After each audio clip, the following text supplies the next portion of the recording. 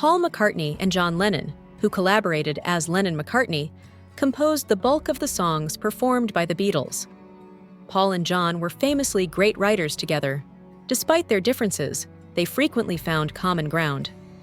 In 1972, Wilfred Mellers of Music and Musicians magazine wrote, "Opposite poles generate electricity. Between John and Paul, the sparks flew," in reference to that collaboration. Paul's graceful poetry subdued John's raging iconoclasm, and John's resiliency hardened Paul's innocent charisma. But they weren't the only ones with songwriting chops in the group. Here Comes the Sun, While My Guitar Gently Weeps, and Within You Without You are just a few of George Harrison's many excellent compositions for the Beatles.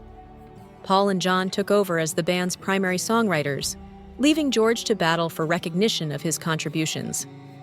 Born in Wavertree, the star became irritated with his supporting role on Sgt. Pepper's Lonely Hearts Club Band and the White Album, despite having composed songs that the Beatles recorded and being given a quota.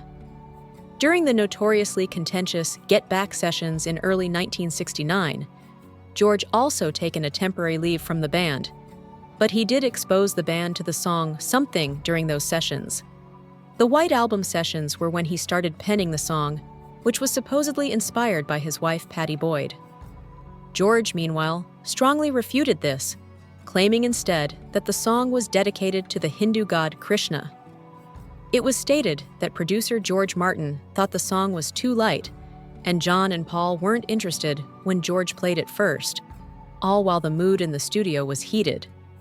After that, in late January 1969, the band ran through some rehearsals, but that was it.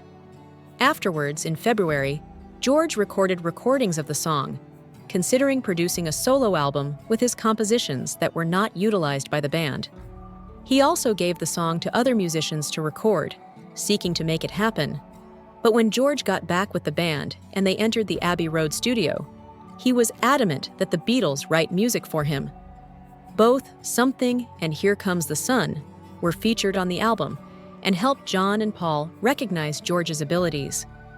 In his publication, The Rough Guide to the Beatles, Chris said, "Both Lennon and McCartney, in interviews given at the time, hinted at Something being the best track on Abbey Road, while Frank Sinatra sang it throughout the 1970s and 1980s, never failing to introduce it as the greatest love song of the last 50 years,